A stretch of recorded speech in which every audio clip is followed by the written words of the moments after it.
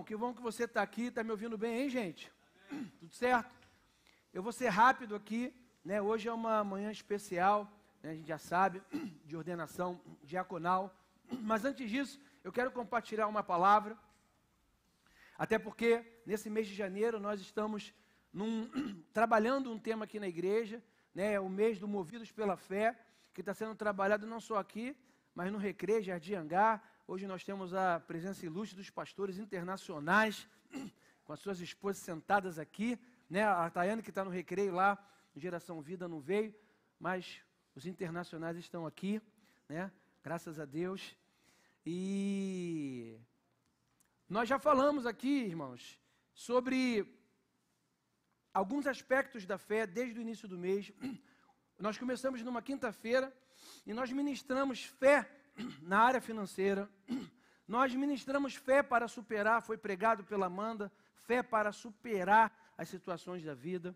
Nós oramos quinta-feira pelos enfermos, aqui fé para ser curado. No domingo à noite nós falamos sobre a fé, no que se refere a alguns aspectos, ser ela tangível, ela poder ser grande, pequena, não importa.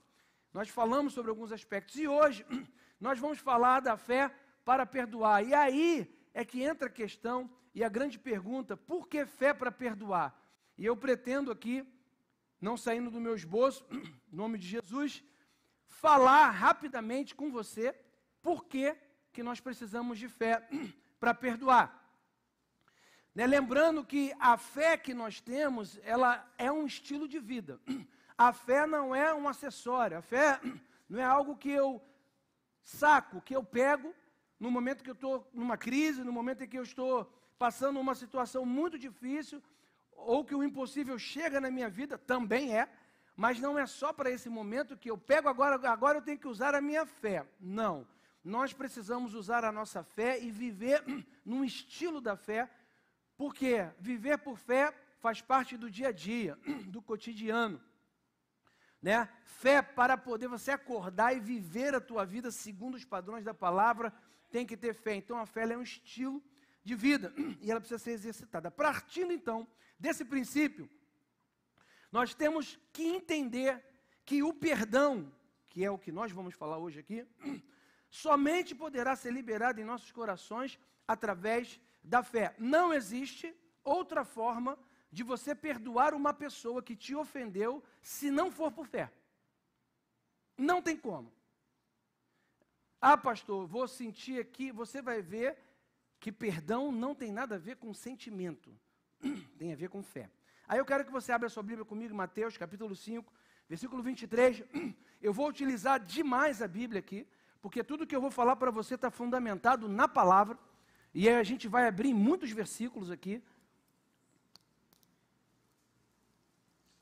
E um deles é esse: portanto, se trouxeres a tua oferta ao altar, e aí te lembrares que o teu irmão tem alguma coisa contra ti, deixa ali do altar a tua oferta e vai reconciliar-te primeiro com o teu irmão. E depois vem e apresenta a tua oferta. Concilia-te depressa com o teu adversário, enquanto estás no caminho com ele, para que não aconteça que o adversário, e sempre que a Bíblia fala de adversário, ele está falando do diabo, não te entregue ao juiz, e o juiz te entrega ao oficial, e te lancem na prisão. Em verdade te digo, que de maneira nenhuma sairás dali, enquanto não pagares o último centavo. Bom, a grande verdade é, irmão, isso é uma verdade, pregar sobre fé, pregar sobre perdão, é muito mais fácil do que perdoar.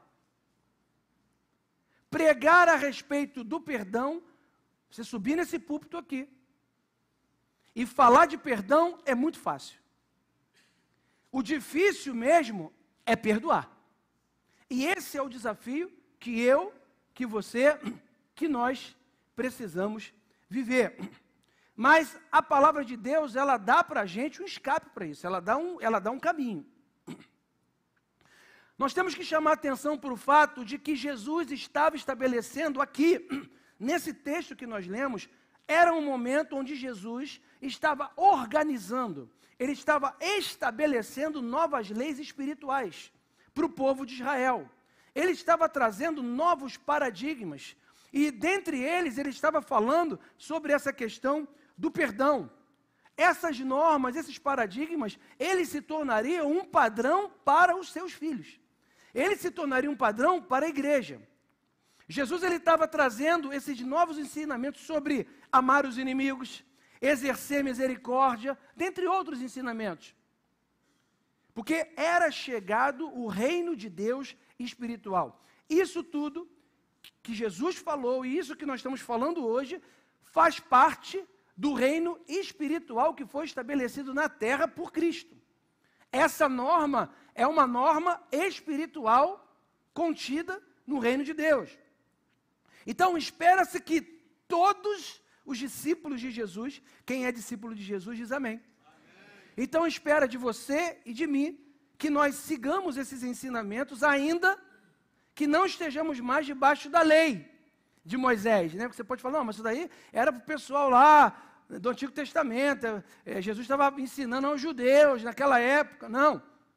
Até porque lá em 1 Coríntios, capítulo 9, versículo 21, diz que para os que estão sem lei, como se estivesse sem lei, não estando sem lei para Deus, mas debaixo da lei de Cristo.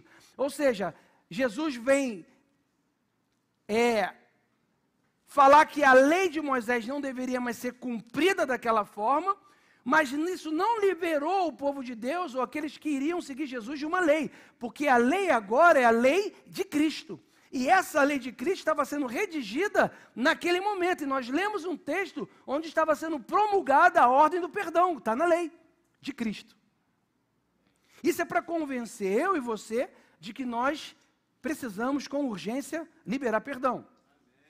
O fato de ter saído, irmãos, debaixo da lei de Cristo, né, de Moisés, né, que eu falei aqui agora, não significava que o apóstolo Paulo estava vivendo sem lei alguma e que nós também não estamos vivendo sem lei. Nós temos a lei de Cristo e essa lei hoje nós vemos de forma clara porque nós temos a palavra para nos dizer o que nós temos que fazer. Uma das determinações inquestionáveis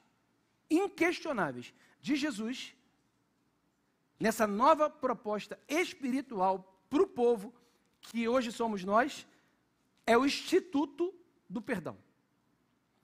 Hebreus 7,12 diz que onde há mudança de sacerdócio, há mudança de lei. Jesus vem como o novo sacerdote, e aí lá em Hebreus está escrito, porque mudando-se o sacerdote, necessariamente também se faz necessário mudar a lei. Então Jesus vem, ele é o sacerdote, então se tem um novo sacerdote, tem que ser mudada a lei. E é por isso que eu estou falando de lei, para você entender que isso é uma obrigação espiritual minha. Eu começo falando sobre perdão para te convencer ou não, para que o Espírito Santo te convença de que isso aqui é algo que eu e você temos que fazer porque é lei. Amém? O fato é que Jesus vai determinar a prática do perdão como sendo uma condição onde sequer podemos adorar a Deus se não perdoarmos. O texto que nós lemos, ele já vai impondo uma condição para mim e para você, dizendo que nós nem levantar as nossas mãos para adorar a Deus, nós temos condição se nós não perdoarmos aquele que nos ofendeu. É uma condição para adoração. Ah, vou vir adorar. Você está adorando a Deus aqui? Levantou a mão? Está com alguma coisa contra alguém? Está com uma raiz de amargura? Deus não está recebendo a tua adoração. Fique sabendo disso. Pastor, que grave. Grave não. É a Bíblia. O fato, ou melhor, a falta de entendimento e de conciliação nas relações horizontais vai trazer um grave prejuízo no relacionamento vertical com Deus. O perdão que nós damos ou nós retemos para as pessoas vai determinar se nós receberemos ou não o perdão de Deus. Mateus 6,14 diz assim, porque se perdoardes aos homens as suas ofensas, condição Partícula C. C. Perdoardes aos homens as suas ofensas, também vosso Pai Celestial perdoará a vós. Vamos fazer o inverso? Se não perdoarmos as ofensas que fizeram contra nós, o nosso Pai do céu não vai nos perdoar. Se, porém, não perdoardes aos homens as suas ofensas, também o vosso Pai não perdoará as vossas ofensas. Isso aqui é grave. A falta de entendimento disso aqui tem trazido pessoas presas nas mãos de Satanás de forma espiritual, presa em cadeias espirituais do inferno, que atormentam, que tiram a paz, a saúde emocional, tiram a saúde até às vezes física de uma pessoa, que gera, que tem um ressentimento, ela vive a vida dela presa. Essa pessoa não ri, essa pessoa não tem alegria, essa pessoa não tem motivação, ela está sempre carrancuda, ela não tira um sorriso, ela é uma pessoa amargurada, porque a raiz de amargura brotou no coração. Hebreus 12:4 diz, a palavra, ela nos orienta a seguir a paz com todos. Se você abrir a Bíblia em Hebreus 12:4, vai estar escrito, seguir a paz com todos e a santificação, sem a qual ninguém verá a Deus.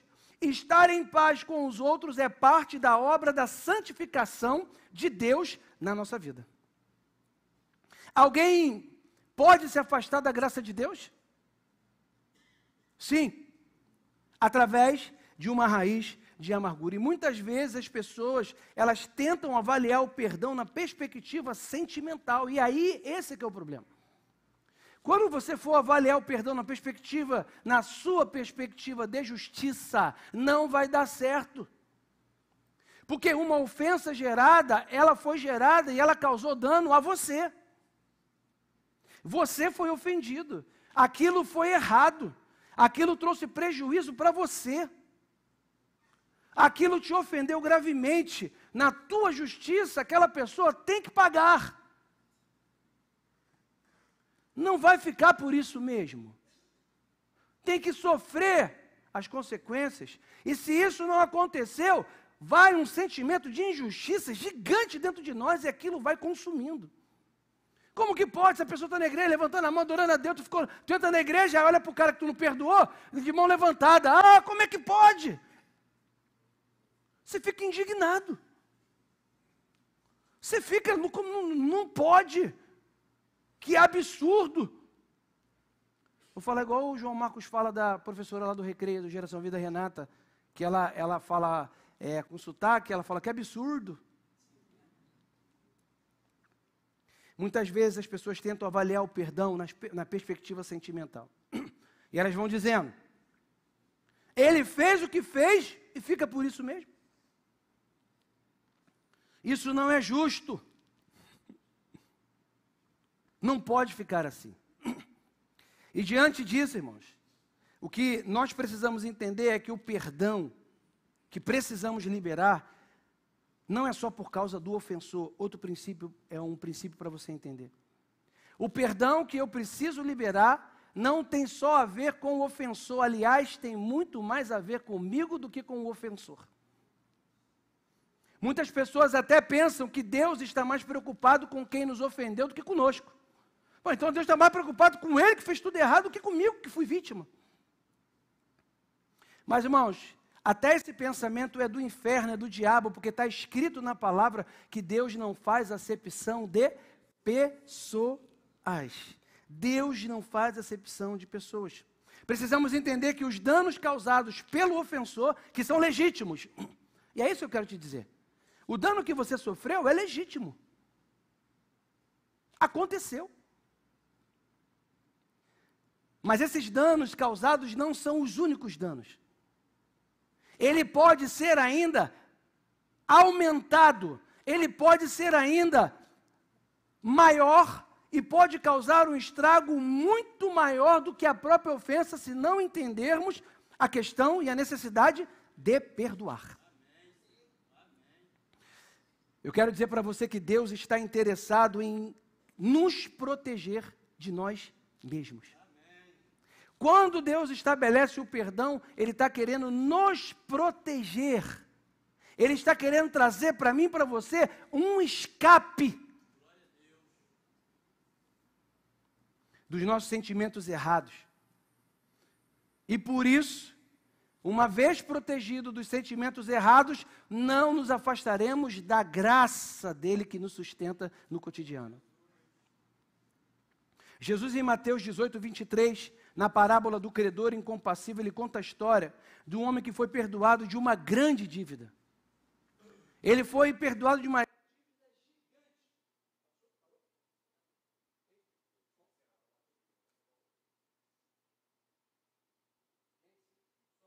som.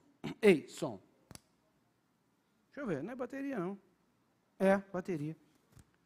Tu vê? Rapaz, o inferno, ele boicota tudo. Essa pregação aqui é boicotar.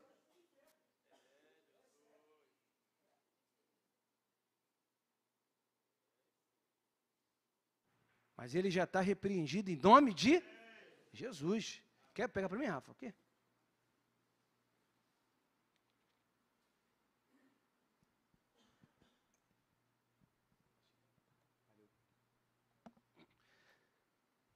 Eu estava dizendo aqui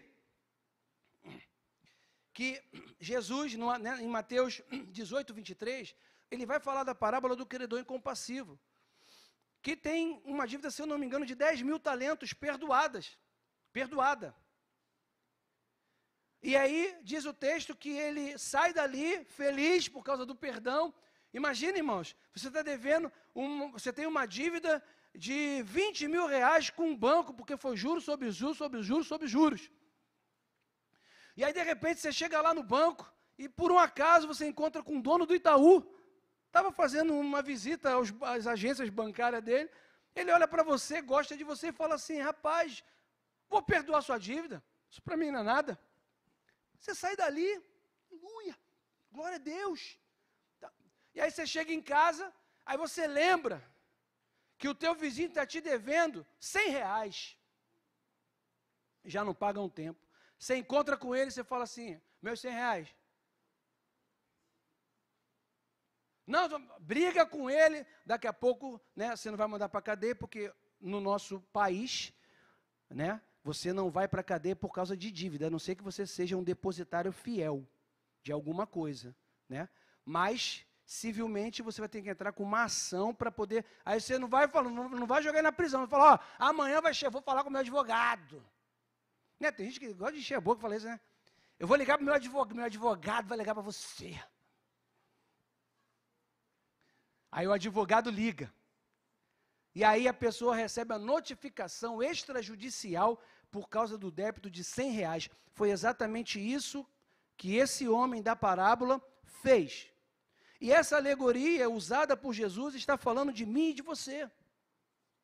Quando nós não queremos perdoar alguém por algo que nos causou dano, já que essa comparação é com o perdão de Deus derramado sobre a nossa vida. Ele nos redimiu, Ele entregou a sua vida, Ele perdoou todos os nossos pecados, Ele nos limpou, nos deu vestes novas, Ele nos lavou completamente. Nós estávamos perdidos, já fizemos coisas que não foram boas, Ele nos perdoou, Ele lançou no mar do esquecimento, e aí alguém peca contra nós, Deus está falando, Jesus está falando, é essa comparação que eu quero que você entenda.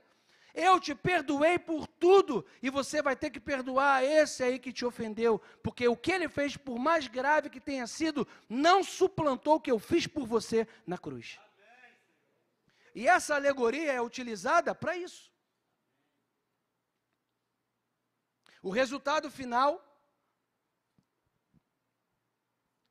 dessa parábola do credor incompassível, eu falei só o que aconteceu, mas depois o Senhor que havia perdoado toma conhecimento da atitude daquele homem. E o que acontece? Você lembra? Quem lembra? Aquele Senhor que tinha dado o perdão, ele revoga o perdão. Não sei se você prestou atenção no texto. O perdão foi dado e o perdão foi revogado. E ele manda aquele homem para a prisão para ficar na mão dos verdugos, dos carrascos. E aí, não é, a alegoria não está dizendo que nós vamos para uma prisão. Está dizendo essa prisão que a Bíblia fala é a prisão espiritual e emocional que se desencadeia na prisão até no corpo. A pessoa vai para uma prisão espiritual, ela abre uma porta para Satanás entrar na vida dela. Ela dá legalidade, Satanás entra com os seus demônios e começa a atormentar psicologicamente, emocionalmente, começa a síndrome de pânico, ansiedade, e aí você vai ver a raiz daquilo é uma amargura. Nem sempre, mas muitas vezes é. Uma falta de perdão.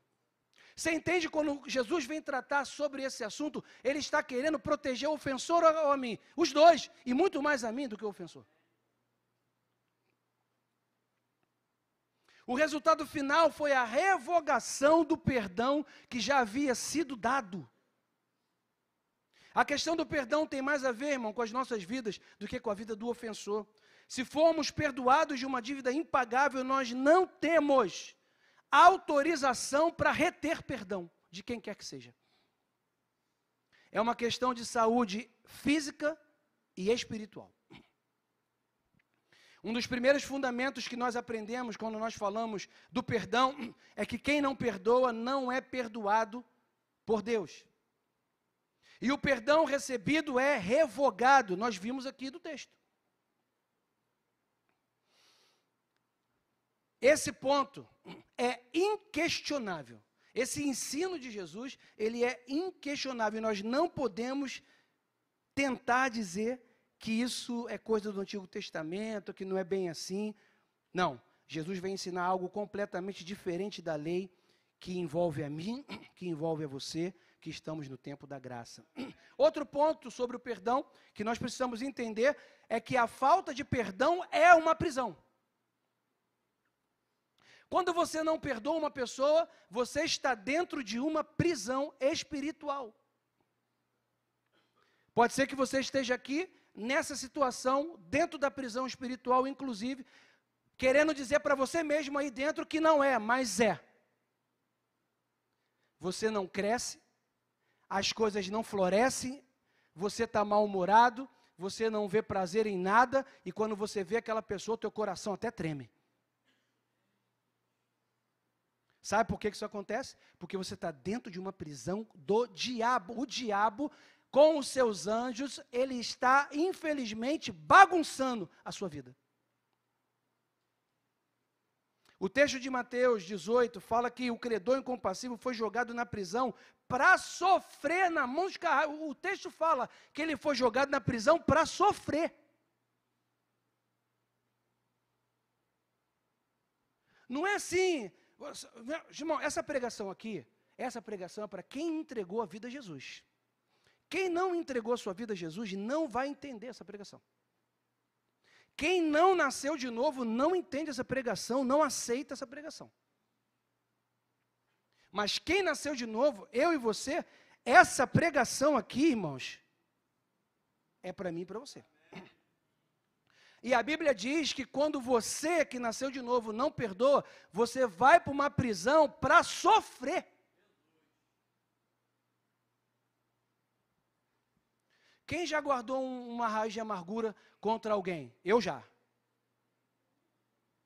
Quem não levantou a mão nunca guardou raiz contra ninguém? Nossa, quero que você me explique essa santidade que tu tem aí.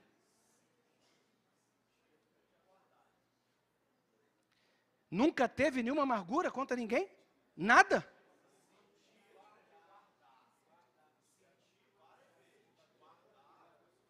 Então eu vou reformular. Quem já sentiu? Quem nunca guardou? Nunca guardou? Pô, você nunca guardou? Não tem ninguém que guardou um ressentimento aqui? Nunca? Eu já. E vários. Eu já. Não, claro que eu me libertei disso, eu não estou na prisão. Mas que eu já fui tentado a guardar e que ela já chegou a brotar, eu já, você não, que bom. Que bom, essa mensagem é só profilática para você. Mas fica tranquilo, que vai chegar uma hora que você vai precisar usar de novo isso. Muito santo nessa igreja, gente.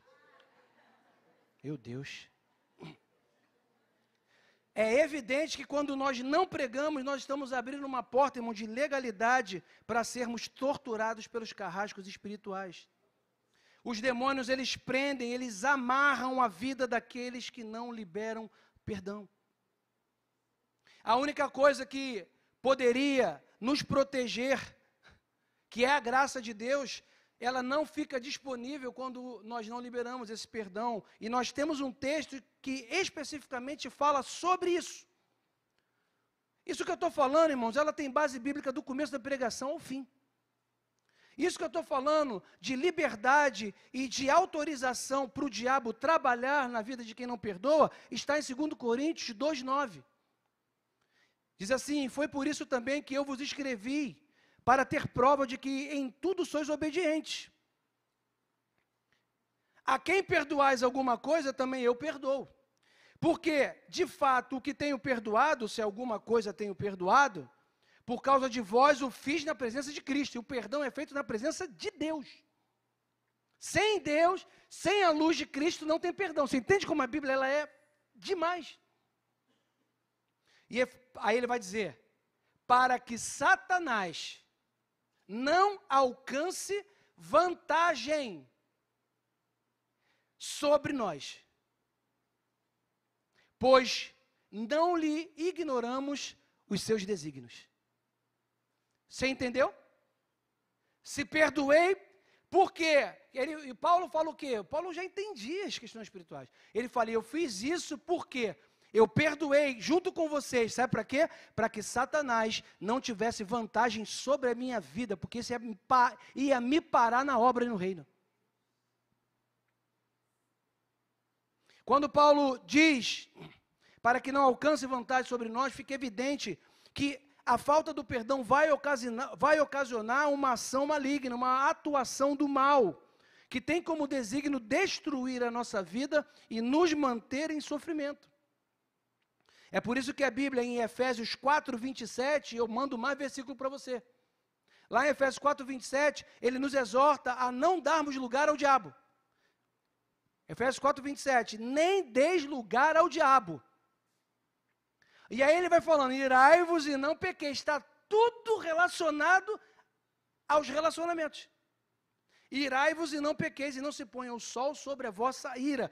O interessante, irmão, que a advertência de não dar lugar ao diabo está diretamente ligado à ira produzida pela raiva, possivelmente da ofensa. Ninguém fica irado, irmão. Se você não for ofendido, você não fica irado. Tu já viu você irado do nada? Só quando o cara é um lunático, né? Tem um problema. Mas você do nada ficar irado? Né? Eu estou aqui, do lado do Cláudio. Estamos aqui, eu do nada ficar irado contra o Cláudio, do nada. Do nada. Não, pô.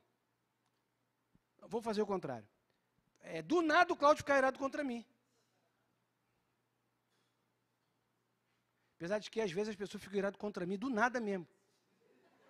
Mas eu já estou acostumado. Mas não é você não. Eu não, né? Eu não vou ficar irado contra alguém do nada. É por isso que a Bíblia fala, irai-vos e não. Essa vantagem que o diabo tem de mim e de você, se nós não vigiarmos nisso aqui, advém da ira, da ofensa. Não podemos deixar para amanhã a resolução desse sentimento, gente. Não resolver isso abre portas para uma ação danosa nas nossas vidas. E Pedro fala sobre isso. 1 Pedro 5,9 diz assim, resisti-lhes, firme na fé, certo de que sofrimentos iguais a esses estão cumprindo na irmandade espalhada pelo mundo. Sede sóbrios e vigilantes. Ele fala, o diabo, o vosso adversário, anda em derredor, como o leão que ruge procurando alguém para devorar. Ele pode devorar qualquer pessoa? Sim ou não? Mas se eu abrir uma porta, na falta de perdão, eu abro a porta e ele que está ao derredor, ele entra. Ele entra e não tem como impedir. É porque nós, filhos de Deus, temos que entender a ação espiritual que existe. E se nós não somos ensinados, nós achamos, eu estou com Deus, o maligno não me toca. Não te toca se você e eu não dermos brecha. Porque se dermos brecha, ele não só nos toca, como nós vamos fazer coisas horríveis que não deveríamos fazer. Ele diz, fiquem em alerta. Ele está em derredor. O diabo não deixa de ser diabo. Ah não, o diabo agora está bonzinho, já sabe que não, o diabo é diabo. Ele veio para roubar, para matar e para destruir. E se nós dermos a brecha, ele vai fazer isso, na minha vida e na sua vida. Não vamos dar em nome de Jesus. A Bíblia nos mostra que nós precisamos resistir, e uma das formas de resistir é perdoando para que ele não tenha como nos devorar.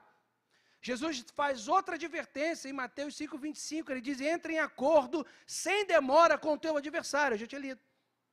Enquanto você está no caminho, eu repito, para que o adversário também não tenha vantagem contra você. Jesus não estava falando de uma prisão física, eu repito, mas de uma prisão espiritual, emocional, física. E nós já aprendemos sobre a necessidade do perdão, e agora eu quero falar para você sobre o perdão. Você tem alguma dúvida que é necessário perdoar? Ninguém tem dúvida. Agora, como que a gente perdoa? É uma pergunta. Bom, eu não sei se você vai ficar feliz com a resposta, mas Jesus ele só vai complicando para a gente.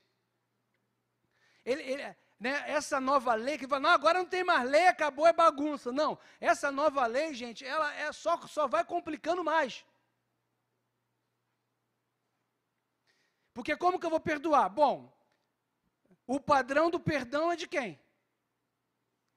De Jesus. Aí, irmão, fica aí o padrão, irmão, ó, é lá em cima. Efésios 4:32 vai dizer qual é o padrão do perdão. Não sou eu. Adoro dizer isso, que não sou eu. É porque às vezes a pessoa ouve essa palavra, ela liga a palavra a mim. Não tem nada a ver comigo não, gente. Tem a ver com Deus, com a palavra dele, com o Espírito Santo, falando com a igreja. E aí quando eu vou para a Bíblia e eu leio o que eu estou falando para você, me dá um alívio, me dá uma tranquilidade. Porque ele diz assim, ó, antes sede uns para com os outros benignos, compassivos, perdoando-vos uns aos outros, olha o padrão, como Deus em Cristo vos perdoou. Qual é o padrão do perdão? Jesus. Como que eu perdoo? No padrão de Jesus. O exemplo, irmão, é de Jesus. E ele nos ensinou muito bem como é que faz isso durante os 3 anos de ministério dele. São incontáveis propósitos, são incontáveis momentos em que ele faz isso. Tem lugar, tem lugar. Tem lugar. Verônica, tem? Senta aqui, ó, na bolsa da Amanda aqui, ó. Tem lugar. O exemplo é de Jesus. Outra coisa, o perdão não é um sentimento, eu falei. O perdão é um ato de fé e o perdão é um ato de misericórdia. Quer gravar isso, anotar? Então bota, o perdão não é um sentimento, o perdão é um ato de fé, o perdão é um ato de misericórdia. Precisamos entender isso. Nós sempre temos um pensamento de que existe um limite, que tem um ponto para perdoar. Calma aí, tem um ponto médio para isso, né? E lá em Mateus 18:21, diz assim, então Pedro, aproximando-se de Jesus, perguntou, Senhor, até quantas vezes o meu irmão vai pecar contra mim, para que eu lhe perdoe? Até 7 vezes? Respondeu Jesus, não. Jesus, eu falo, ele sempre complica. Não te digo 7, mas 70 vezes 7. Meu Deus! Pedro pergunta, Pedro se deu conta, quando ele olhou, ele fala 7, porque sei lá, 7 eu acho que é o número da perfeição, em 7 dias, né, Deus fez o mundo, né, lá na questão da numerologia judaica, o 7 é o número mesmo da perfeição, então ele fala assim, já fiz, só que ele não entende que o negócio não tem limite, Jesus fala para aumentar isso, por que não tem limite? Porque o padrão de Deus nesse assunto, irmãos, é ilimitado. Quantas vezes você pecou, quantas vezes Ele te perdoou e Ele vai te perdoar. Por que está escrito nos Salmos, o justo, por um acaso, 7 vezes cai e o Senhor 7 vezes o levanta. De repente foi por isso que Pedro falou 7 também, que ele leu lá no Salmo. Porque ele pensou assim, Deus perdoa 7 vezes o justo, então vou pegar esse padrão do antigo. Aí Jesus vem sempre aumentando o padrão para o Novo Testamento. Como que é adultério? No Antigo Testamento. Se pegasse lá no ato. E no Novo? Se olhar com intenção impura para outra mulher ou para outro homem, já está adulterando. Todo mundo continua querendo ser crente aí, diz amém. Esse é o evangelho, tá, gente? Viver o evangelho, esse é o evangelho para viver. Mas tem alegria, tem herança, tem bênçãos, mas, cara, tem que fazer essas obrigações aí. É lógico que as pessoas, irmãos, elas serão responsabilizadas pelos seus atos. E nós não podemos confundir a liberação do perdão com injustiça. O que nós temos que entender é que não é a nossa justiça, é a justiça de Deus. Quem ofendeu, quem fez mal, vai ter que tratar com Deus. O tratamento é com Ele. Porque tem o texto que diz que as ofensas serão inevitáveis. O que é os escândalos, né? Ele diz, os escândalos serão inevitáveis. Escândalos, traduzido do grego, é ofensa. O escândalo é a ofensa. As ofensas virão, e ele diz, mas ai de quem, por meio delas, né? Quem praticou a ofensa. O que ele está dizendo? Vai ter um acerto de contas com Deus. Como vai ser? Não é mais da nossa responsabilidade, você entregou para a justiça dele. Então, vai ter, obviamente, um tratamento do ofensor com o próprio Deus. E voltando ao ponto de que o perdão não é um sentimento, eu quero ir para um texto emblemático. Esse é o bom, de Lucas 17, 4, que diz, se por 7 vezes no dia pecar contra ti, 7 vezes vier ter contigo dizendo, estou arrependido, perdoa. Então disseram os apóstolos ao Senhor, aumenta-nos a... É aqui que eu quero chegar. Aumenta-nos a... Respondeu o Senhor, se tiver fé como um grão de mostarda, direis a esta amoreira, arranca-te, transplanta ao mar, e ela obedecerá. Jesus, nesse texto, ele não está apenas explicando a abrangência e a forma do perdão, mas a ênfase aqui é a forma como ele deve ser liberado. Os discípulos, irmãos, eles entenderam naquele momento a dimensão do que seria o perdão e a complexidade, quando eles olharam o que estava sendo ensinado por Jesus através dos seus sentimentos. Jesus ensina uma coisa e eles ouvem o ensinamento de que tem que perdoar desse jeito e eles interpretam com o sentimento deles. E quando eles interpretam esse tipo de perdão com o sentimento próprio, eles caem em si. E eles vão para Jesus e falam, então já sei, não temos como. Esse é o ponto, você não tem como perdoar ninguém com o teu sentimento. Aí ele vai para Jesus, reconhece que ele não consegue e ele fala, nos ajuda na nossa falta de fé. Bora, gente, nessa altura do campeonato, desses textos e dessa palavra de Jesus, eles já tinham assistido morto ressuscitar, paralítico andar, cego enxergar, eles já tinham visto milagres, eles próprios impuseram a mão sobre os enfermos, foram curados, eles pregaram, eles saíram na grande comissão, eles tiveram fé, gente, para poder fazer isso tudo, eles não duvidavam de que se tivesse um aleijado aqui, Jesus ia lá levantar, eles iam junto e não duvidavam, Jesus vai curar. Mas quando chegou no ponto do perdão, eles não tinham fé para perdoar. Isso traz o ensinamento, irmão, que a fé tem que ser treinada em todas as áreas da nossa vida. Fé para ser ofertante, fé para perdoar, fé para poder avançar, fé para superar. Por isso que ela é um estilo de vida. E eles caem em si e falam, nos ajuda na nossa falta de fé. Naqueles momentos eles entenderam que era necessário fé para perdoar. Os discípulos, eu disse, eles já tinham visto tudo isso. Irmãos, eu quero dizer uma coisa para você, eu estou caminhando por fim. Esse entendimento é que vai libertar as nossas vidas da falta de perdão. Esse entendimento. De que para eu perdoar, eu vou ter que trazer, e nós lemos o texto, que é na presença de Cristo. O perdão se faz na presença dele.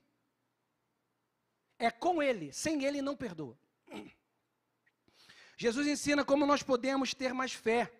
Ele diz que, tendo ela como grão de mostarda, já bastaria. Agora, tem um entendimento aqui que é equivocado desse texto, eu acredito. Por quê? Jesus está sempre falando que para ser curado é necessário uma grande fé. E que a pequena fé não tem suficiência para que o milagre aconteça. Ou não, não é esse o ensinamento de Jesus? É esse. Mas aqui, como é que ele fala que uma fé, ele utiliza o grão de mostarda? Não, basta uma fezinha pequena que tu já perdoa. Não seria um contrassenso? Mas esse texto, ele está dizendo, não é isso, ele está falando do grão da semente que é pequeno. O que ele está querendo dizer é o seguinte, como que você vai perdoar em fé? Como que a sua fé aumenta para perdoar? Essa é a pergunta. Sabe como? Perdoando. Ele fala, o perdão é como uma semente. Como que você faz uma semente multiplicar, irmão? Como que a semente multiplica?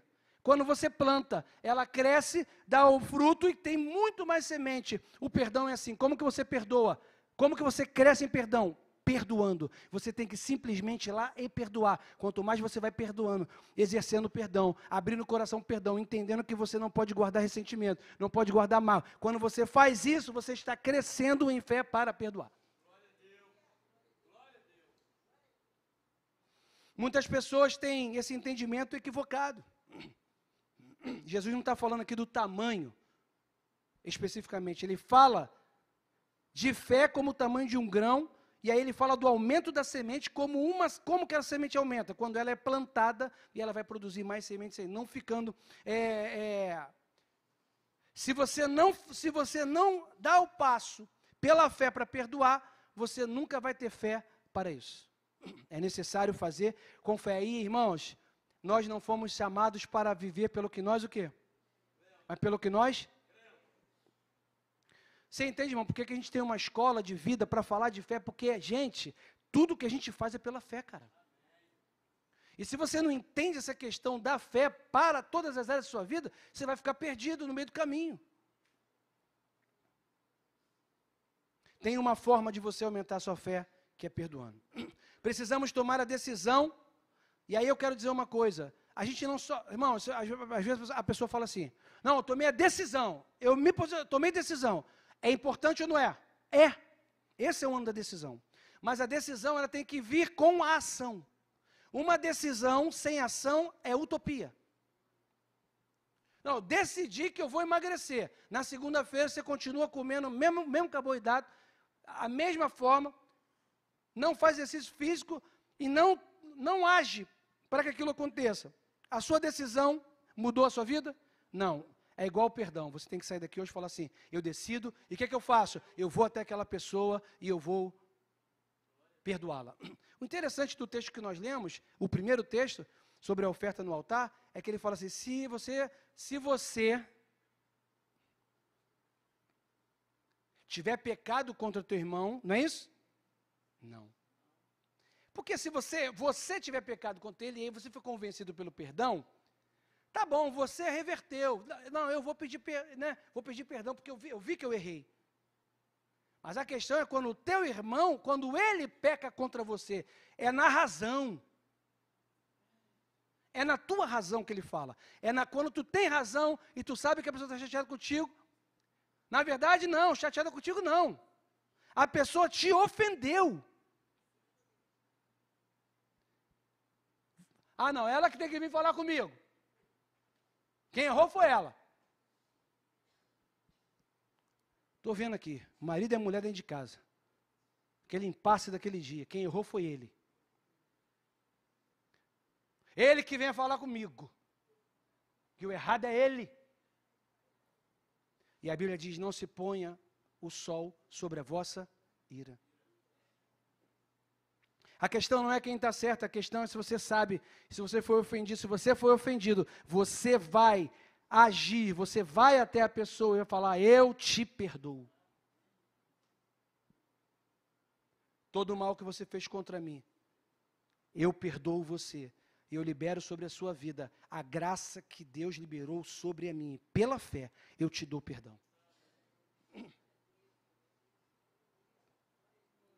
Precisamos tomar essa ação, fazer essa ação.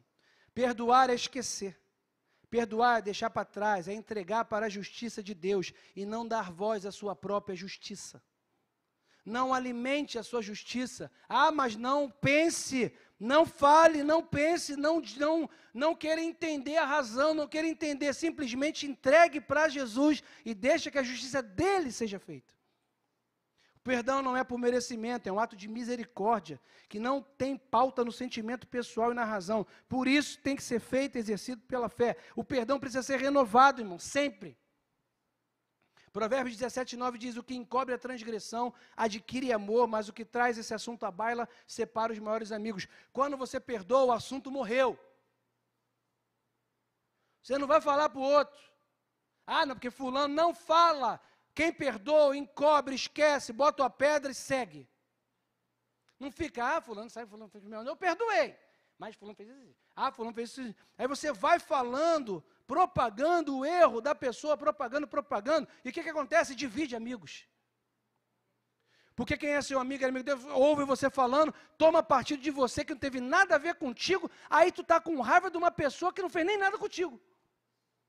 Aí tu pega uma antipatia do terceiro, porque o terceiro fez, por quê? Porque você não encobriu, não perdoou como deveria. Está tudo na Bíblia.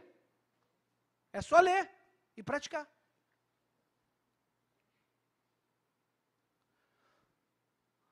Falei aqui, né? Essa palavra, ela é muito mais fácil de pregar. Né? Eu não posso dizer para você tudo, mas eu vou dizer para você, essa palavra que eu estou pregando para você, eu estou provado nessa palavra. Porque eu vivi algo na minha vida, que eu tive que derramar esse amor, que eu tive que jogar para fora a minha justiça própria. Eu tive que deixar de lado, ou eu ia morrer. Eu só estou pregando essa palavra aqui, irmão, sabe por quê? Porque eu entendi em Deus que Ele me habilitou para pregar essa palavra. Ele me habilitou para pregar e para falar para você como é difícil perdoar, mas que como pela fé você pode. Eu não estou falando para você de uma teoria, eu estou falando de algo que eu vou dizer para você humildemente na presença de Deus. Eu venci isso aqui.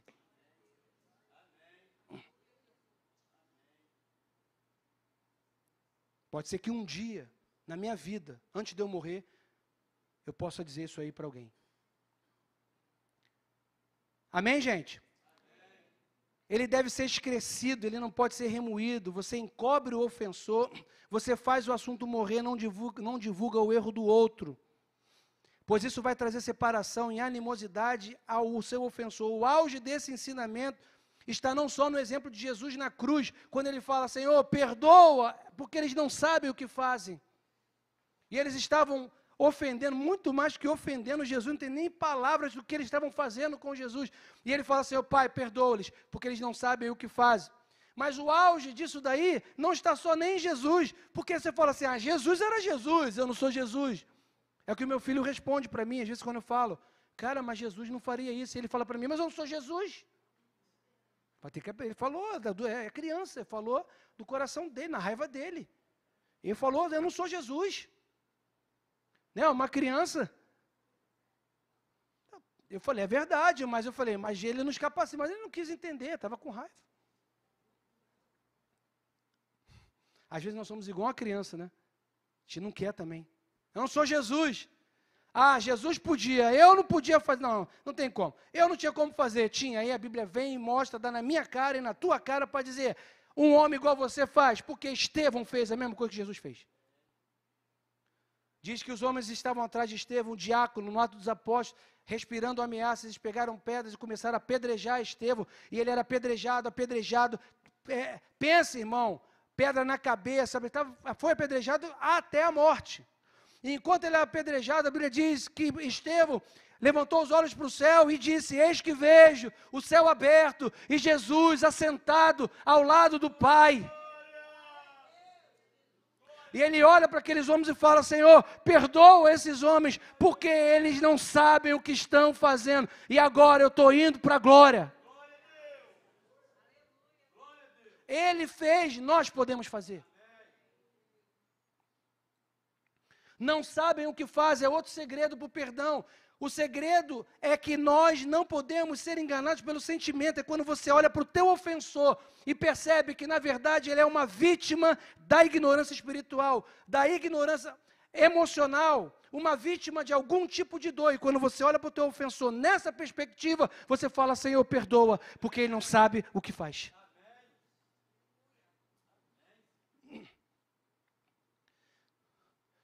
E a grande verdade é que um ofensor, gente, esse texto aqui é tão magnífico, de Estevão, que eu vou voltar nele, que diz que quando Estevão estava sendo apedrejado, os ofensores deles lá, quem é que estava vendo, assentindo e assinando a morte? Quem? Saulo de Tarso, o ofensor. Ele estava lá. Vendo Estevão sendo apedrejado.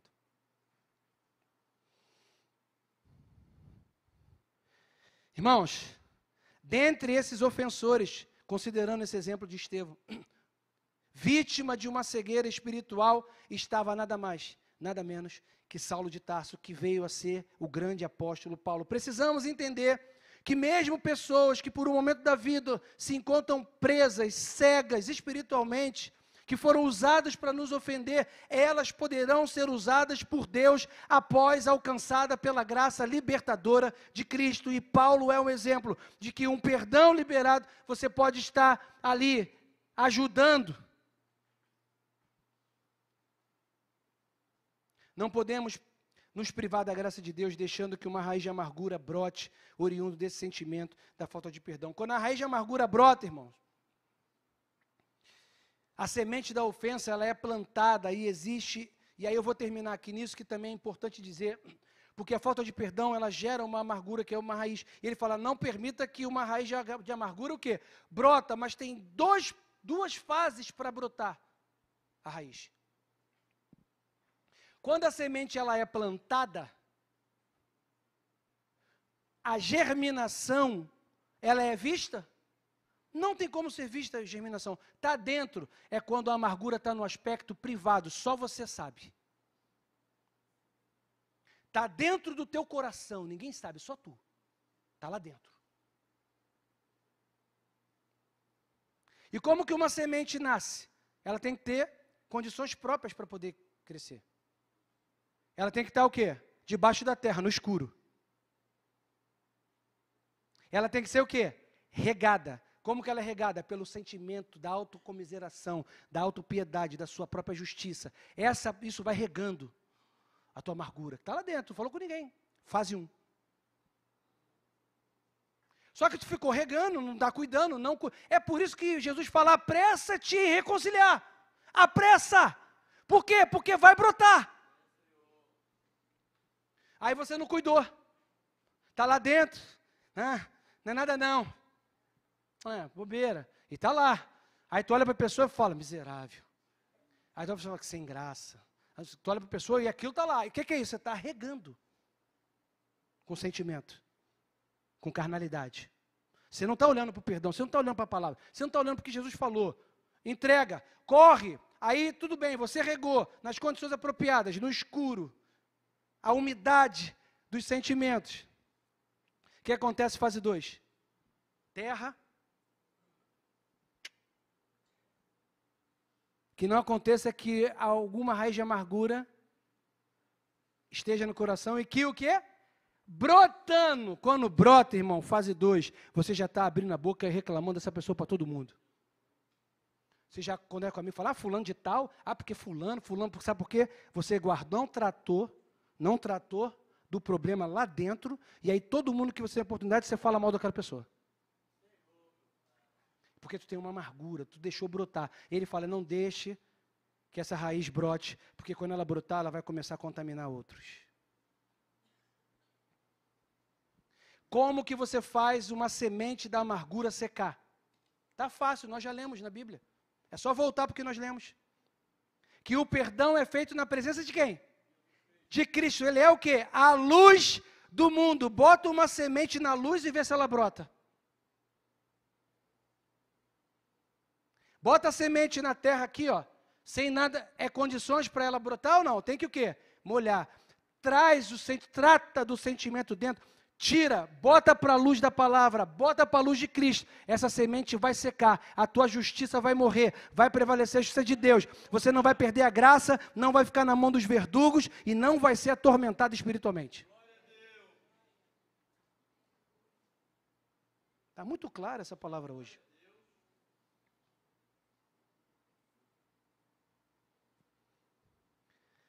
O perdão tem que ser tratado na primeira fase, de forma urgente, para que o estrago não seja maior. Quando o assunto é perdão, nós precisamos trazer isso para a luz, a presença de Cristo. Quando a luz chega na semente, ela seca e ela não pode germinar. Nós temos que entender, irmão, essa doutrina. Entender e corresponder a essa doutrina. E para finalizar, até para dar uma, entre aspas, uma piorada, normalmente, irmão, as ofensas, elas não vêm de quem está longe. As ofensas vêm daqueles que estão perto. Se uma pessoa aleatória entrar aqui, aleatória, você nem conhece, e começar a proferir um monte de ofensa para você, um cara mais espiritual vai falar assim, está repreendido em nome de Jesus. Outro vai ficar assim, rapaz, doido. Tá bom, maluco. Outro vai, um mais colérico vai querer botar para fora, beleza. Mas, irmão, a maioria de nós, que eu acho que maior, você não vai trazer ressentimento para nada disso. Você fala, cara, nem conheço. Irmão, você é um careca. E não sabe que eu fiz um transplante que vai crescer meu cabelo? Não, sou careca. Bom, tá bom, sou careca, tá bom. Eu não fiquei ofendido, não.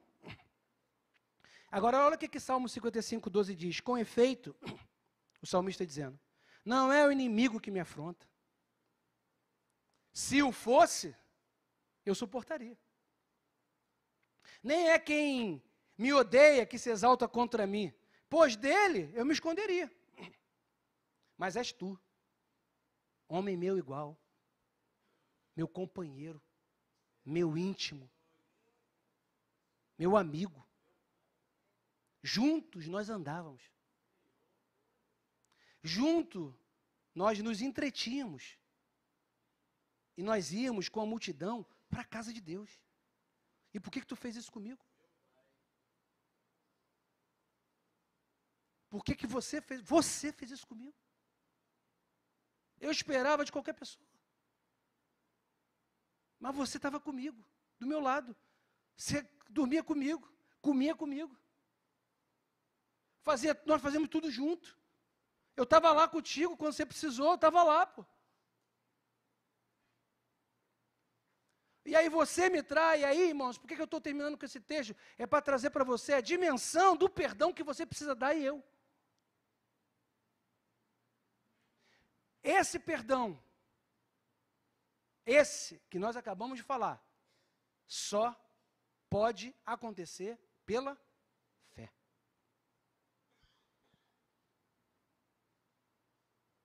Quando Deus nos chama para perdoar, irmãos, não é mera misericórdia para com os outros, mas para conosco.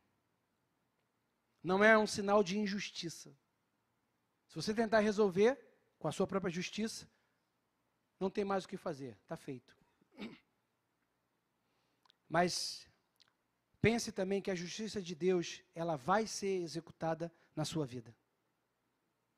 E não pense que Deus não será o juiz sobre cada situação e sobre cada ocorrido. Vamos ficar de pé, vamos orar.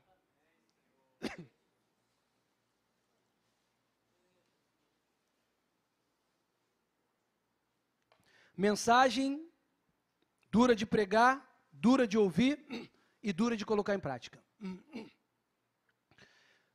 Mas é um ensinamento, irmãos, que nós precisamos estar atentos. Porque às vezes nós temos muitas pessoas fracas, se não doentes. Por quê? Porque deixaram que uma raiz de amargura entrasse. E mais que isso, crescesse, brotasse. Irmãos, quando nós conseguimos conter essa amargura na fase 1, todo mundo entendeu a fase 1? Dentro onde ninguém sabe. Quando nós conseguimos conter nessa fase, não tem estrago maior. Mas, pastor, eu estou aqui, mas ela já brotou. O que eu faço? Tem jeito? Continua tendo jeito, só que vai dar mais um pouco de trabalho.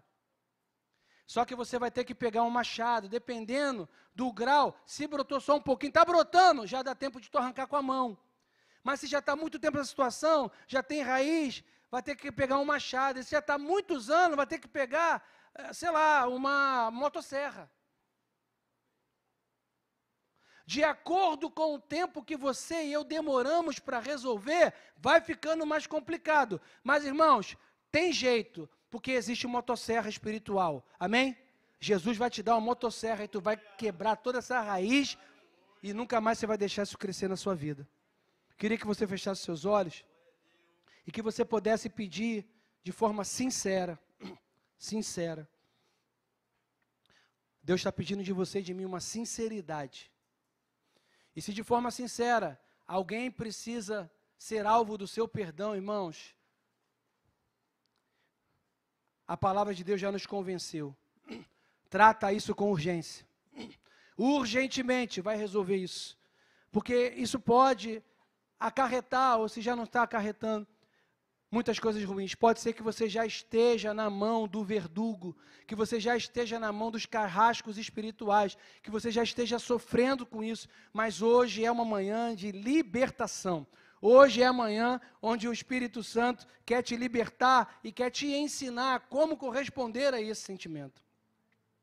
Por isso, onde você está, põe a mão no teu coração e fala com Deus. Senhor, Pai, em nome de Jesus, ó Deus, nós oramos por cada irmão que ouvindo essa palavra, coloca a mão no coração. Pai, nós já tivemos um ensinamento à luz da Tua palavra, claro que rápido, mas já deu para nós entendermos como que isso funciona. E que nesse momento, Pai, Tu possas dar inteligência, o Senhor possa dar visão espiritual.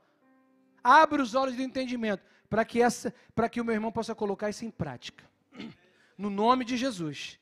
Eu te agradeço, porque nós estamos recebendo essa fé, Pai, essa fé para podermos perdoar, porque essa é a sua vontade. Nos ajuda. Nós oramos como os discípulos oraram. Senhor, nos ajuda na nossa falta de fé. E que nós possamos ter fé nessa área para podermos viver essa plenitude. Tira, ó Pai, do cativeiro a pessoa que entrou aqui presa nesse cativeiro da falta de perdão, e que o meu irmão possa fechar essa porta hoje.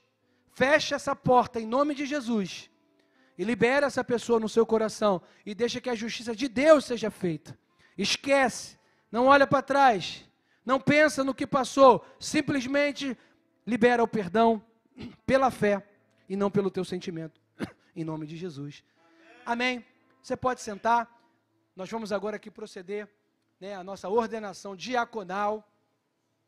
E eu quero já eu vou primeiro chamar o casal, Alain e Isabel. Vou pedir para os diáconos virem aqui para cima, junto com os pastores. Vocês subam aqui.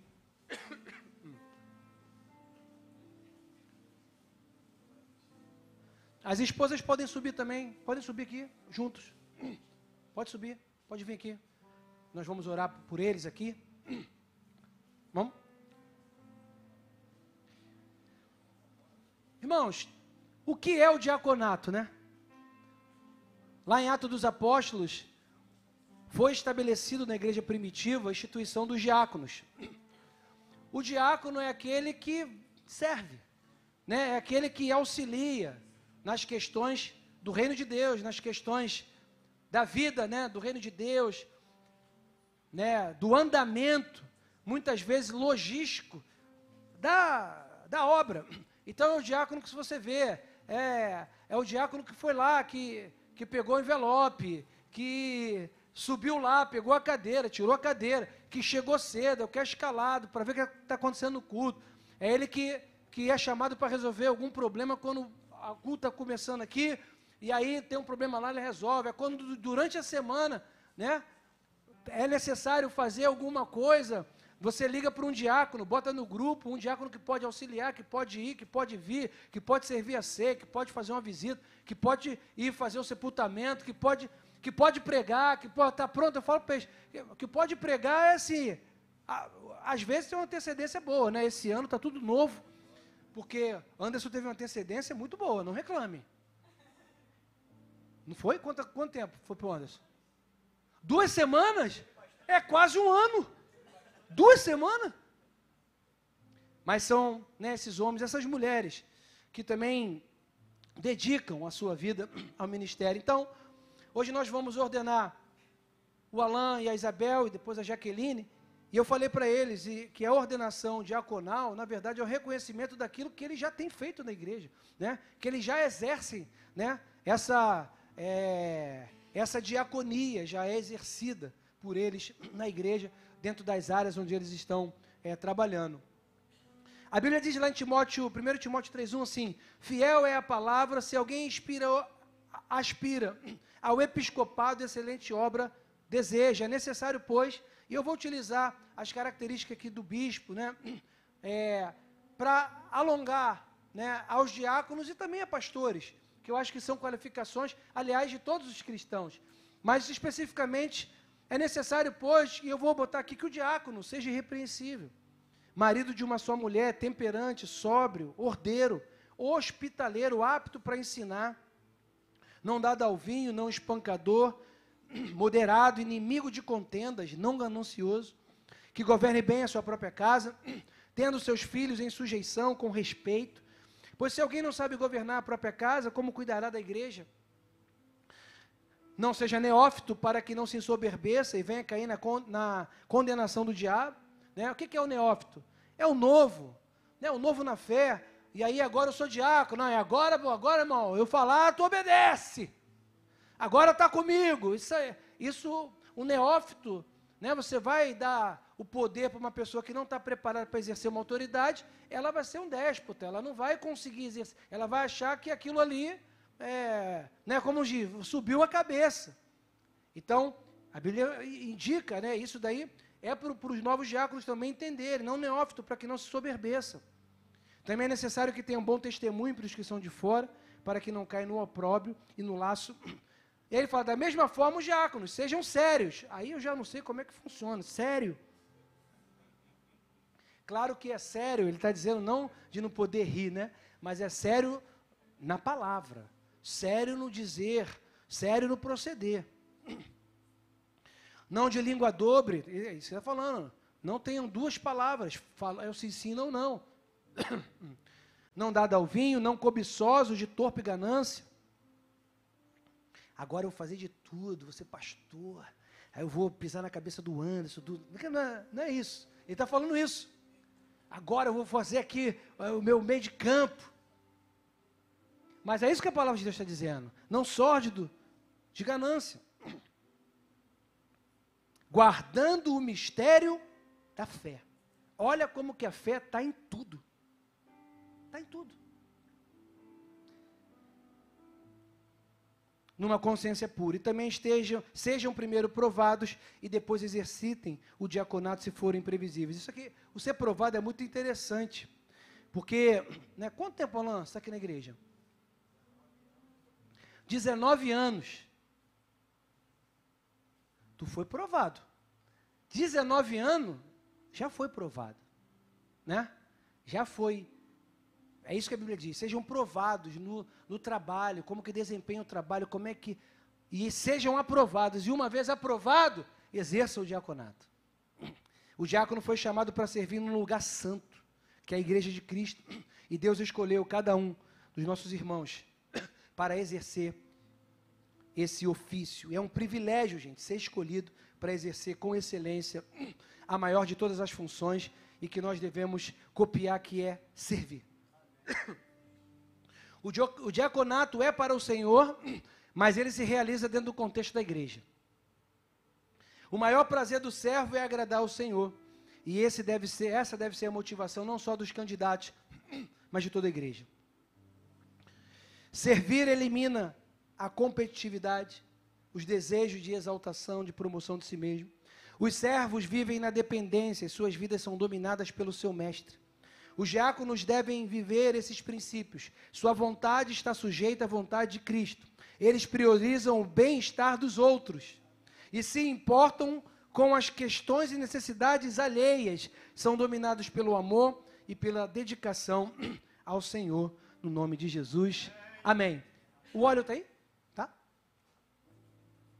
Pega um microfone aqui para mim. Vamos ver se a gente arrasta até lá.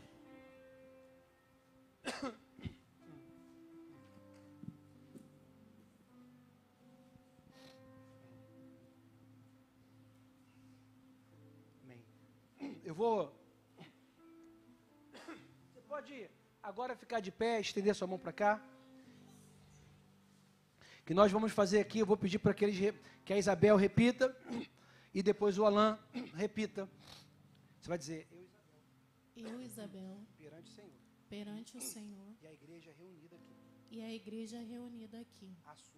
Assumo todas as responsabilidades da função diaconal. Prometo fidelidade. E submissão. À liderança dessa igreja. Para isso eu empenho a minha fé. Para isso eu empenho a minha fé. E palavra. Em nome de Jesus. Eu, Alan, perante o Senhor e toda a igreja, assumo todas as responsabilidades da função diaconal. Prometo fidelidade, Submissão à liderança dessa igreja. Por isso empenho a minha fé e a minha palavra. Em nome de Jesus. Amém.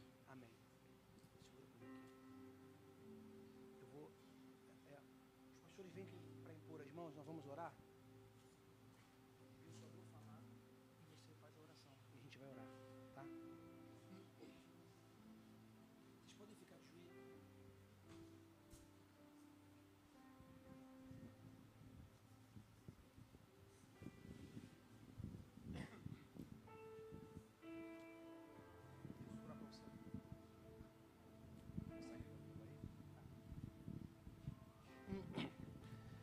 Eu, na condição de ministro do Evangelho, de pastor da Igreja de Nova Vida de Éden, eu ordeno você, Alan, ao ministério pastoral, diaconal, e faço isso em nome do Pai, do Filho e do Espírito Santo.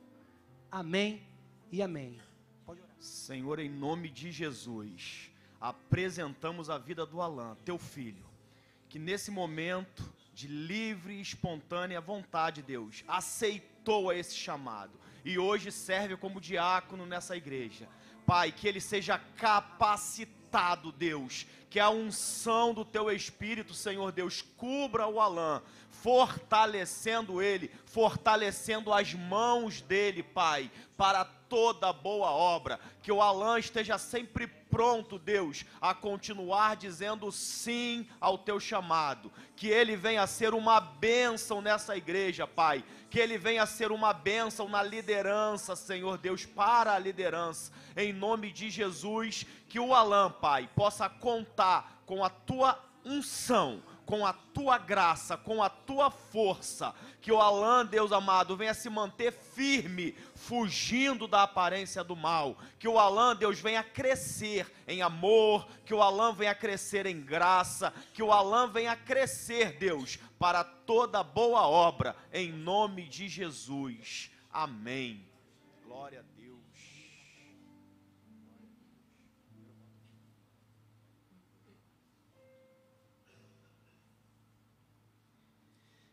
Eu, na qualidade de ministro do Evangelho, de pastor da Igreja Nova Vida de Éden, te ordeno ao diaconato, Isabel, e faço isso em nome do Pai, do Filho e do Espírito Santo. Amém. Senhor Jesus, nesse momento nós oramos pela vida da Isabel. Senhor, que o seu Santo Espírito possa descer, recair, habitar sobre a vida dela, Pai. Da mesma forma, Senhor, que Maria foi revestida do seu Santo Espírito, foi cheia do seu Santo Espírito, ó Pai, que Isabel também seja cheia do Espírito Santo para servir com excelência, amar o reino de Deus, amar a casa de Deus. Como ministro do Evangelho, nessa manhã, nós abençoamos a vida dela e ministramos sobre a vida dela. Em nome de Jesus. Amém. Está escrito o nome ali do presente ali embaixo. Está ali. Deixa para entregar no final, porque eu vou chamar agora a Jaqueline, mas vocês não descem não, fica aqui. Jaqueline, por favor. Jaqueline, esposa do Rafael. Rafael está aí. Cadê o Rafael? Ah, aqui. Amém. Jaqueline, deixa eu já. Você vai fazer agora essa repetição, tá? Esse juramento. Pode ficar aqui do lado da sua esposa. Pode ficar aí na cadeira, isso. Fica aí. Eu, Jaqueline, perante o Senhor e a Igreja, assumo todas as responsabilidades da função diaconal. Prometo fidelidade, submissão à liderança dessa igreja. Para esse empenho, minha fé e palavra, em nome de Jesus. Amém.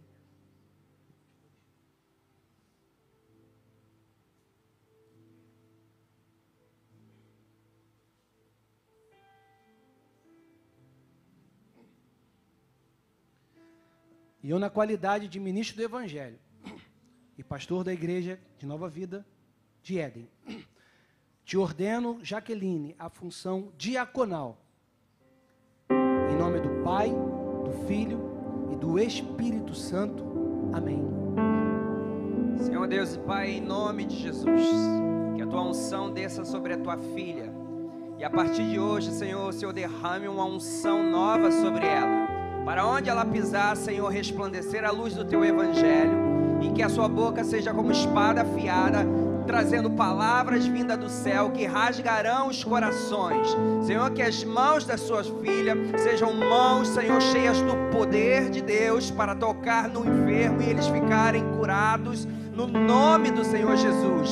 Levanta a sua filha no espírito de sabedoria e de revelação, no pleno conhecimento teu. Derrama o teu Espírito Santo sobre ela, Pai, para que as tuas revelações sejam constantes e que o progresso da tua filha espiritualmente seja notório à luz de todos. Ó Pai, em nome de Jesus, traz mais do teu querer para a tua filha, revelando toda a tua vontade para a carreira que tu tem proposto para ela, no nome de Jesus.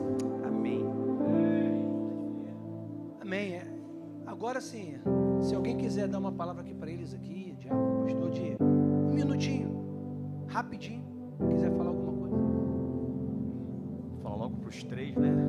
Que estava buscando em Deus o que falar, mas vou falar o óbvio. É que isso é um momento de crescimento para a vida de vocês. Paulo, ele fala para Tessalonicenses com orgulho, dizendo da alegria dele em ver o crescimento de Tessalonicenses.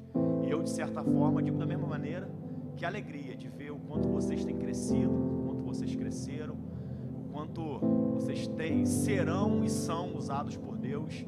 Então, que esse seja sempre um alvo. Crescer em amor, crescer em graça, crescer no serviço, crescer no ministério, crescer no perdão. Cresçam. Deus chamou vocês para isso, tá bom? Mais ninguém? Como eles brincam, como o diácono mais antigo, porém não o mais velho. 11 de janeiro de 2006, quase a data de vocês, há 19 anos atrás. Isso também. Nós fomos ordenados diácono e que vocês tenham essa certeza no coração de vocês que vocês foram escolhidos por Deus. Em alguns momentos vocês vão achar que não são capazes, mas o Senhor os capacitou para fazer a obra de Deus com excelência e vocês só vão dar continuação ao que vocês estão fazendo.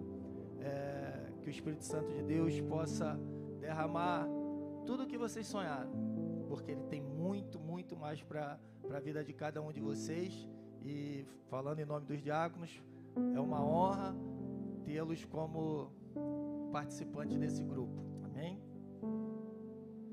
Eu quero falar 3 palavras, né, que servem para os diáconos, que é integridade, santidade e humildade. São 3 coisas que nós precisamos buscar ter em Cristo: integridade, santidade e humildade. Porque se isso estiver em alta na nossa vida, todo o restante Deus vai agir, Deus vai fazer. Então, assim, sejam íntegros, né? Alegres no serviço, prontos para nos aturar. Então, assim, já vai abrindo uma... Vocês já abriram uma conta no Banco do Amor? Então, sai daqui, vai abrir uma conta no Banco do Amor, né? Porque para vocês aturarem, né, o Douglas, o Tônio, o Rafael, o Giacomo, eu não. Todo mundo aqui vai ser. Mas amém, gente? Vamos entregar aqui os presentes. Amanda, entrega para Jaqueline, Alessandra entrega para Isabel. E Douglas, pode entregar para o diácono pedir. Anderson, entrega para o Alain, você que falou que votava contra. É brincadeira interna, tá, gente?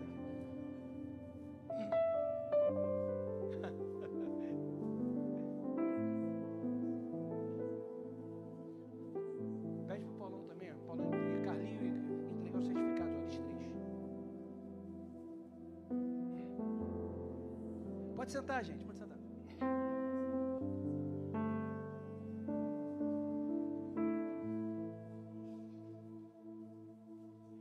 Nós vamos tirar uma foto aqui antes de vocês descerem, tá? Pode ser?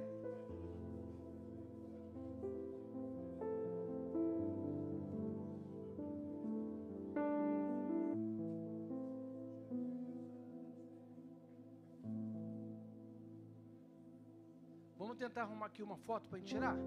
Pode ser? Consegue? Vamos lá para frente um pouco só. Faz assim, tá bom.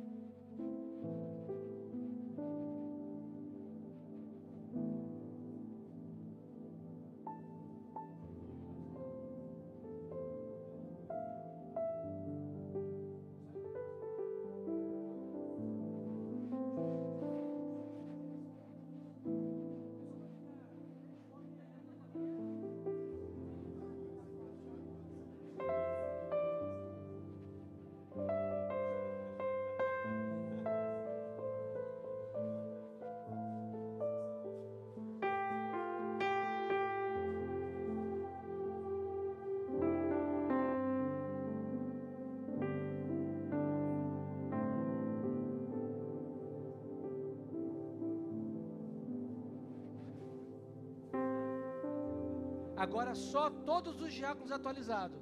Por favor, gente, só um instantinho, vocês entendem, né? Esse momento. Só os diáconos.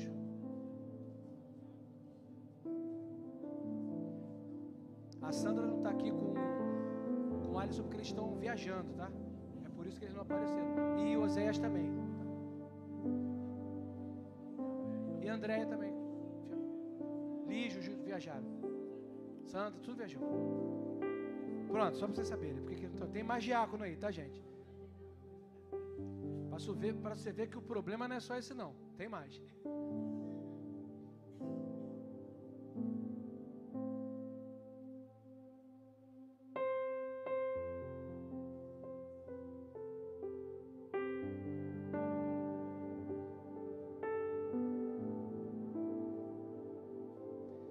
Salva de palmas para os diáconos. Obrigado, gente.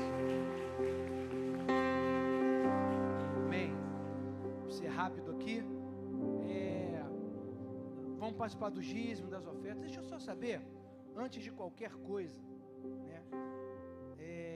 Eu queria perguntar, pastor, não tem um clima? Não, eu quero perguntar diretamente se tem alguém aqui nessa manhã que chegou aqui e que quer reconciliar com Jesus, que quer renovar a sua aliança com Jesus, entrou aqui, já teve aliança com Deus, mas não está hoje em aliança com Ele, e você quer renovar a sua aliança. Se tiver alguém, só faz um sinal com a mão, que eu vou querer orar por você.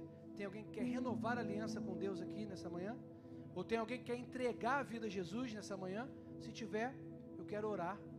Não? Amém. Agora, tem algum visitante? Primeira vez? Primeira vez? Também não.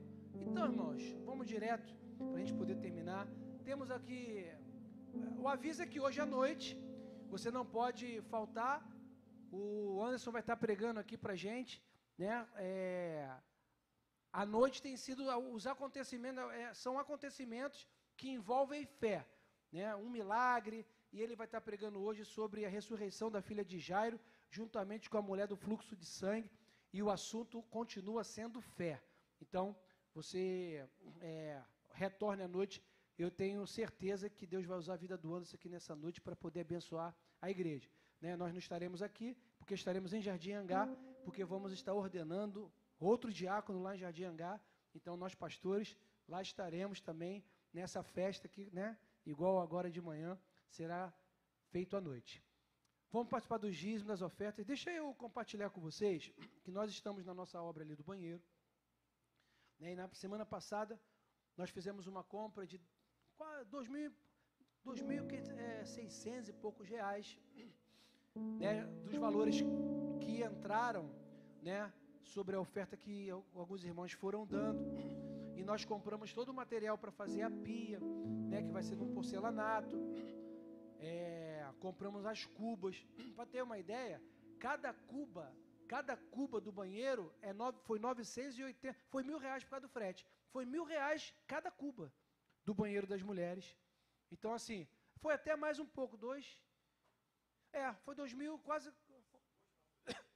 Não, mas eu só comprei a dos homens, porque eu fui pegando o valor que a gente tem aqui, cada hora o seu problema.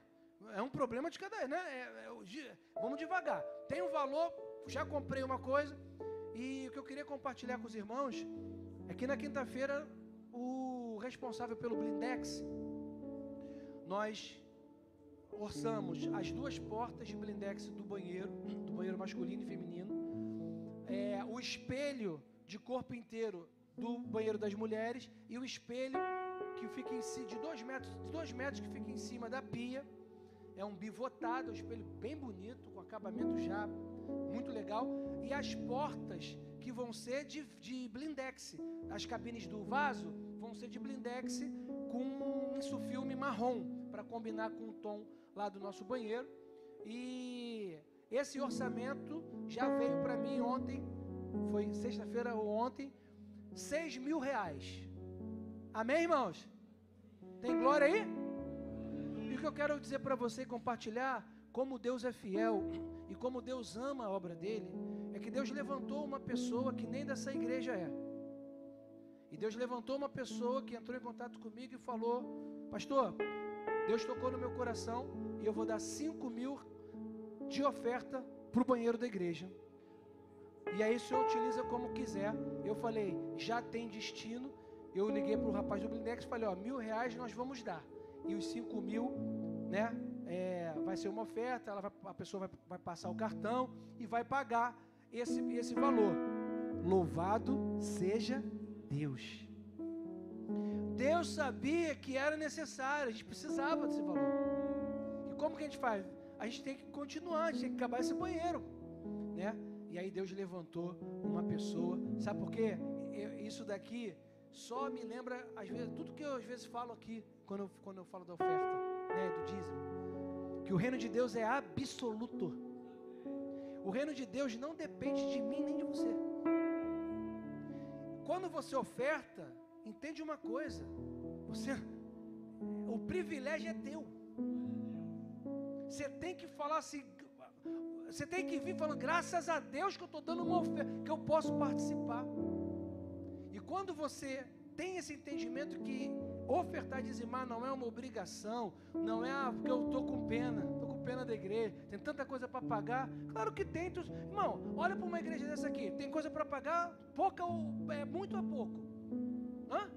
É muito. Só esse, ó, a Kombi deu problema, teve que levar para manutenção. Sei lá, quanto é que foi, Douglas? 900 e poucos reais. Só a manutenção da Kombi. A Kombi serve a igreja. A Kombi serve os irmãos. A Kombi serve um monte de coisa que faz. Serve as igrejas. Se eu for enumerar para você que é conta que tem, irmão, eu nem vou enumerar.